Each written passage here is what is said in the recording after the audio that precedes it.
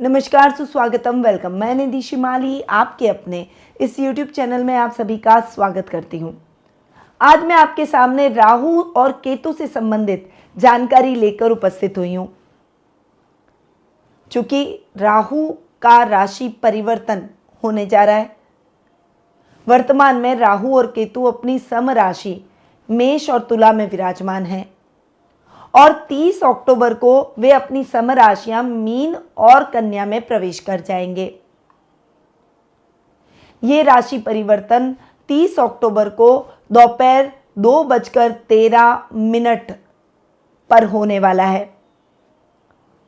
उसके बाद वे 18 मई 2025 को पुनः राशि परिवर्तन करते हुए शाम को 4:15 पर कुंभ राशि में प्रवेश कर जाएंगे। अब यहां पर मैं थोड़ा सा आपको राहु और केतु की जानकारी देना चाहूंगी।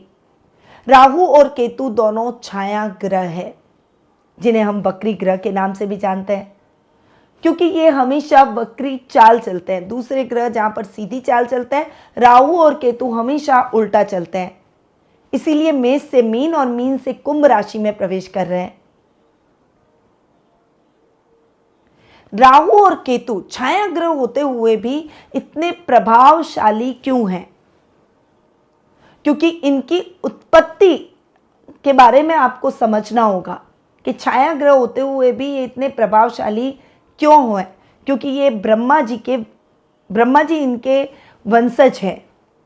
भगवान विष्णु की नाभि से ब्रह्मा जी की उत्पत्ति हुई और ब्रह्मा जी की संतानें थी मरीचि और कश्यप ऋषि, और कश्यप ऋषि की संतान से स्वर्ण भानु की उत्पत्ति हुई, यानी उनके वंश से ये बिलोंग करते हैं।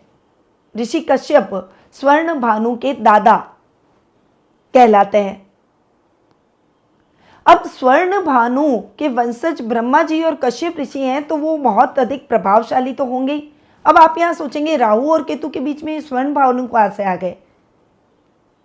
चूंकि स्वर्ण भानु एक राक्षस कुल से राक्षस थे और वे जाकर देवताओं के बीच में खड़े हुए। वहां पर उन्होंने देवताओं के बीच में खड़े होकर अमृत पान कर लिया, जिससे क्रोधित होकर भगवान विष्णु ने अपने सुदर्शन चक्र से उनका गला काट दिया और उसके बाद वे राहु और केतु में परिवर्तित हो गए। ये कहानी तो आपको हर जगह मिल जाएगी और आपको पता भी है। तो आप समझिए, जो सोर्स है वो आप समझिए ब्रह्मा जी। इसीलिए ये छाया ग्रह होते हुए भी बहुत प्रभावशाली और बहुत पावरफुल माने जाते हैं। अब हम शनि, राहु और केतु तीनों को क्रूर ग्रह कहते हैं, पर इनका एक विशेष संबंध भी है। चूंकि शनि छाया पुत्र है और राहु और केतु छाया ग्रह है, इसीलिए इनका आपस में संबंध है, क्योंकि ये तीनों छाया से जुड़े हुए हैं। इसीलिए इन्हें पाप ग्रहों की श्रेणी में लाया गया है। अब ये पाप ग्रह, क्रूर ग्रह, ये नाम भी हमने ही दिए, यानी मनुष्य ने दिए, जबकि पाप और क्रूर कर्म हम खुद करते हैं। ये तीन ग्रह तो बस हमारे कर्मों को बैलेंस करने का काम करते हैं, यानी हमें हमारे कर्मों के हिसाब से रिजल्ट देते हैं। हम भयभीत भी इन्हीं ग्रहों से होते हैं। तो ग्रह कभी भी पाप और क्रूर नहीं होते, मनुष्य के कर्म ऐसे होते हैं। ग्रह तो उनको बैलेंस करने का काम करते हैं, और चूंकि ये ग्रह बहुत अच्छे से मनुष्य के कर्मों का हिसाब लेते हैं, इसीलिए हमने इन्हें पाप और क्रूर ग्रहों की संज्ञा दे दी। राहु चूंकि मुंह है और केतु चूंकि धड़ है, इसीलिए राहु की आंखें होती है और केतु की आंखें नहीं होती। वहीं केतु का दिमाग नहीं होता है, दिल होता है, क्योंकि उसके पास दिल है और राहु के पास दिमाग है। इसीलिए केतु से राहु का प्रभाव सर्वथा अधिक माना जाता है, क्योंकि राहु बहुत कैलकुलेटिव है, बहुत सोच समझकर दिमाग से डिसीजन लेता है और वो किसी को भी नहीं छोड़ता। अगर व्यक्ति ने गलत कर्म किए हैं, गलत तरीके से बढ़ा है, गलत तरीके से उन्नति की है, तो वो उनको बराबर रिजल्ट देगा। वहीं केतु मोक्षदाता ग्रह माने गए, क्योंकि वे हार्ट से सोचते हैं और उन्हें माफ़ करना आता है। पर राहु कभी भी किसी को माफ़ नहीं करते, माफ़ी नहीं देते। इसीलिए ज्योतिष में राहु की व्याख्या अधिक होती है, केतु की व्याख्या थोड़ी कम होती है, पर केतु का प्रभाव भी उतना ही है जितना राहु का है। बस केतु को क्षमा करना आता है और राहु को क्षमा नहीं करना आता। यहां पर राहु और केतु छाया ग्रह होते हुए भी हर व्यक्ति पर इतना प्रभाव इसीलिए डालते हैं क्योंकि वे एक राशि में लगभग 18 माह तक विराजमान रहते हैं।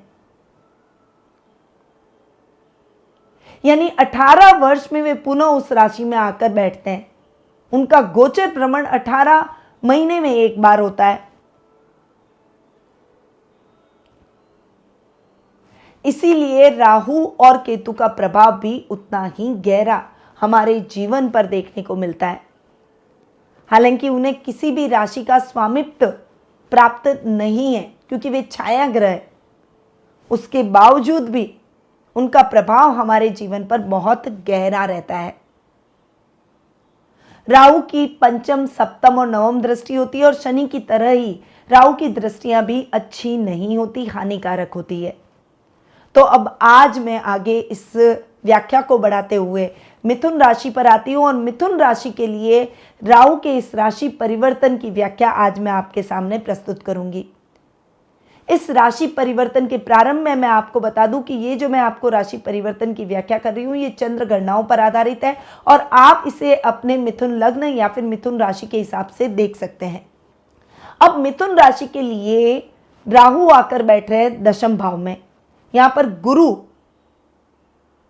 की राशि में राहु बैठ रहे हैं और एक खुशखबरी ये भी है कि गुरु राहु का चांडाल योग समाप्त हो रहा है, तो गुरु फ्री हो जाएंगे, शनि की दृष्टि से भी राहु बच जाएंगे, राहु अपनी क्रूरता को थोड़ा सा कम कर देंगे। और वैसे भी गुरु की राशि में राहु बैठे हैं, गुरु देवताओं के देव गुरु हैं, इसीलिए यहाँ पर राहु और शनि अगर बैठ जाए या केतु बैठ जाए तो वे इतने खराब परिणाम नहीं देते, यानी बहुत ज़्यादा नेगेटिव नहीं होते। और वैसे भी मिथुन राशि वालों के लिए तो राहु 10th हाउस में जाकर बैठे। 10th हाउस एक ऐसा घर है जहां राहु मिक्स रिजल्ट देते हैं।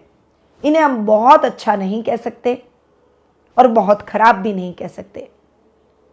अब यहां पर इस तरीके से भी देख सकते हैं, राहु 10th हाउस में बैठे हैं मिथुन राशि वालों के लिए, तो यहां पर दो तरीके से राहु को देखा जा सकता है। ऐसा कहते हैं कि राहु अगर दशम में बैठ गए तो उस व्यक्ति के वारे न्यारे भी कर देते हैं, और अगर राहु दशम में बैठ जाए और आप गलत डिसीजन ले बैठे तो वो उसको रोड पर भी ले आते हैं। ये राहु का स्वभाव है, ये राहु व्यक्ति को बैलेंस कर देते हैं। अब यहाँ पर मिथुन राशि वालों के लिए राहु 10th हाउस में बैठकर कोर्ट कचहरी संबंधी मामलों में विजय जरूर दिलाएंगे। यहां आपको करियर में और एम्बिशियस राहु बनाएंगे, परंतु आपको गलत डिसीजन लेने से बचना है, क्योंकि कई बार राहु यहां 10th में बैठकर व्यक्ति को बहुत ज्यादा सोचने पर मजबूर कर देते हैं और कई बार सोचने के चक्कर में हम गलत डिसीजन भी ले बैठते हैं। राहु यहां फ्लक्चुएशन फाइनेंशियली जरूर देंगे। मतलब कैसा फ्लक्चुएशन कि आपकी बहुत सालों से एक अच्छी नौकरी चल रही है और आपको जॉब के बहुत सारे ऑफर आ गए और आपने बिना सोचे समझे उसमें ज़्यादा सैलरी देखते हुए उस जॉब को ले लिया और जो हमारी सालों से नौकरी चल रही है उसको आपने छोड़ दिया, और उसके बाद में उस नई जॉब में आप फिट नहीं हुए और उस जॉब से भी हाथ धोना पड़ गया। तो मतलब कहीं के नहीं रहे ना, आपने अपनी जो एक स्टेबिलिटी थी, एक स्टेबल इनकम थी, उसको भी गंवा दिया नए के चक्कर में, और वह नए माहौल में नई जॉब में भी आप सेट नहीं हो पाए और आप बिल्कुल जो आपकी इनकम चल रही थी वो भी आपकी खत्म हो गई। तो यहां पर आपको इस प्रकार के डिसीजन लेने से बचना है।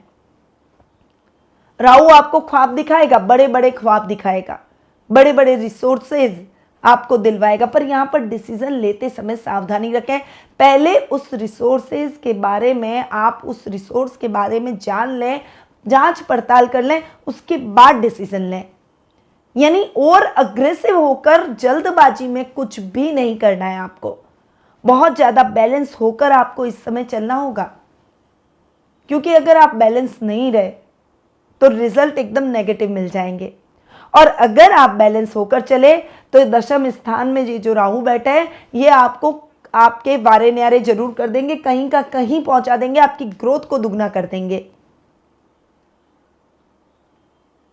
तो आपको 10th हाउस में इस राहु के रिजल्ट के लिए खुद के माइंड को बहुत बैलेंस करके चलना होगा। अगर रिश्तों की बात करूं तो ये पिता का भी घर माना जाता है। पिता से वाद विवाद की स्थितियां न होने दें, बिल्कुल भी मतभेद न होने दें। यहां पर मिसअंडरस्टैंडिंग इस तरीके से हो सकती है कि वो आपको अपनी जायदाद से दखल कर दे, अपने कारोबार से दखल कर दे और रिश्ते तोड़ दे। पर आपको अग्रेसिव होकर जल्दबाजी में कोई भी निर्णय नहीं लेना है। माता पिता कभी भी बच्चों का बुरा नहीं चाहते। यहां पर आपको संभल कर रहना होगा, अपने पिता के साथ एक अच्छी ट्यूनिंग से आगे बढ़कर अपने जीवन की दिशा को तय करना होगा। भ्रमित नहीं होना है, बिल्कुल भी यहां पर आपको भ्रमित होने की आवश्यकता नहीं है। राहु भ्रमित करने की कोशिश करेंगे, प्रयास करेंगे, पर आपको भ्रमित होने से बचना होगा। अब राहु की दृष्टियों पर आते हैं। जैसा कि मैंने आपको बताया कि राहु की दृष्टियां अच्छी नहीं होती, शनि की तरह ही राहु की दृष्टियां होती है, यानी हानिकारक होती है। तो राहु पंचम दृष्टि से आपके द्वितीय स्थान को देखेंगे, जो कि धन का स्थान है। यहां पर पैतृक संपत्ति संबंधी विवादों से आपको बचना होगा। कुटुंब में मान हानि हो सकती है, आपकी वाणी थोड़ी सी कटु हो सकती है, जिस वजह से आपके रिश्तेदारों से ट्यूनिंग बिगड़ सकती है।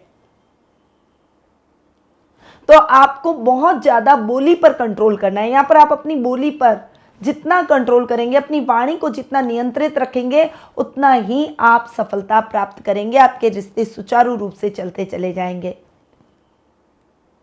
रोजाना का लाभ धन की स्थितियां फ्लक्चुएट हो सकती है, इसीलिए अपने लिए थोड़ा सा एक क्राइटेरिया बना दे कि मुझे इतना ही खर्च करना है। अपना बजट थोड़ा सा बनाकर चलें। अगर आप बैलेंस रहे तो दिक्कतें नहीं आएगी, वरना कर्ज की स्थितियां बढ़ सकती हैं। राहु अब 7th दृष्टि से आपके सुख स्थान को देख रहे हैं, इसीलिए यहां पर प्रॉपर्टी से संबंधित मामले क्रय विक्रय के अटक सकते हैं। नए घर का सपना भी अटक सकता है, या फिर गलत निवेश हो सकता है, जिसकी वजह से आगे चलकर आपको पछताना पड़ सकता है और आपका पैसा फंस जाएगा। मां के साथ संबंधों में भी सावधानी से आपको आगे बढ़ना होगा।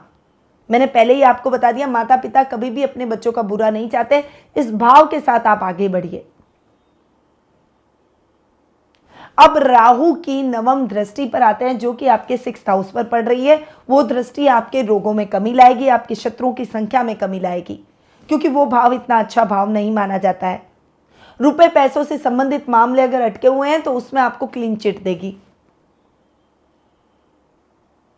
ननियाल से आर्थिक लाभ भी दिलवाएगी। तो ये है राहु की दृष्टियां। अब मैंने आपको मिथुन राशि वालों के लिए राहु की पूरी व्याख्या कर दी है, राहु के इस राशि परिवर्तन की। अब कुछ विशेष उपायों पर भी आते हैं कि कौन से ऐसे उपाय हैं जिनको आपको करने से राहु के दुष्प्रभाव से मुक्ति मिलेगी और पॉजिटिव रिजल्ट आपको राहु के देखने को मिलेंगे। तो मिथुन राशि के जातक शनिवार को तांबे के एक लोटे में जल, कुशा और दुर्वा डालकर रखें। स्नान के बाद इस जल को पीपल के पेड़ की जड़ में अर्पित कर दें। ऐसा करने से राहु के दोष आपके जीवन में कम होते हुए दिखाई देंगे। वहीं राहु के दोष को बुध दूर करते हैं, इसीलिए गणेश अथर्वशीष और ऋणहर्ता गणेश स्तोत्रम का पाठ रोजाना जरूर करें। बुधवार के दिन अगर हो सके तो आपको साबुत मूंग में घी लगाकर, यानी साबुत मूंग पर थोड़ा सा घी लगा लें और वो गाय को जरूर खिलाएं। तो ये है मिथुन राशि वालों के लिए राहु के उपाय, जो कि आपके जीवन में सकारात्मक परिणामों को बढ़ा सकते हैं और नकारात्मक परिणामों को थोड़ा सा कम कर सकते हैं। अब मैं अपनी वाणी को यहीं विराम देती हूँ। स्वस्थ रहिए, व्यस्त रहिए, मस्त रहिए और हमेशा मुस्कुराते रहिए। और अगर ये जानकारी अच्छी लगे तो अपने सोशल मीडिया पर मेरे इस वीडियो को शेयर जरूर करें, ताकि दूसरों तक भी इस जानकारी का लाभ पहुंच सके। जय श्री राधे कृष्णा।